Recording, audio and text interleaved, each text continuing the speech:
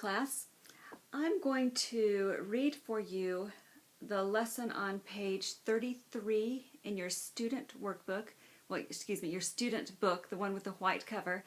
I'm going to read page 33, which corresponds to track number 5 on your CD. I thought this might be easier. You might be able to listen to it on your device like your iPhone instead of having to be limited to a CD. Okay?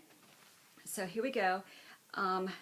This is the reading that corresponds with page 33. It's rather lengthy, so here we go. I know that some of you haven't ever had a job before, especially if you're a full-time student. So I thought I'd start our workshop today by giving you an overview of the main steps in the job search process.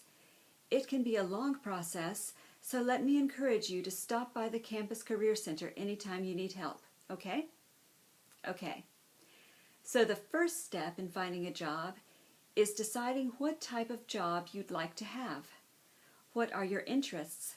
What are your hobbies? What are you good at?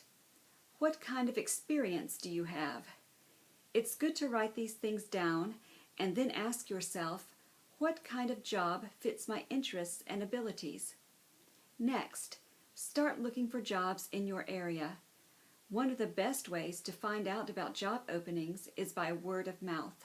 You know, through talking to friends, neighbors, and family members. Look online and check out the listings at the Campus Career Center. You can also look in the newspaper, of course. The third step is filling out applications for the jobs you're interested in. For most jobs these days, you can find applications online, or else you can go to the workplace itself. Fill out the job application carefully and don't lie. Fourth, if you're asked to give references, ask your previous employers to give you a recommendation.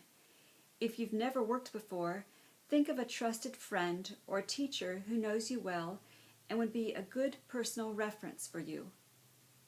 Next, you'll also need to write a resume to send with your application. We'll talk about resume writing at our next meeting.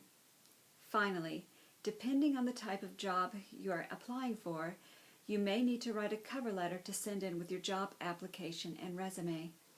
A personalized letter that tells an employer how much you are interested in the job could make all the difference in getting an invitation to come for an interview. And speaking of interviews, the hardest thing, after you've done all the things we've talked about, is waiting for the phone call asking you to come in for an interview. While you're waiting, make good use of your time. Keep studying and developing your skills. If you do these things, I promise that sooner or later you'll have a good job.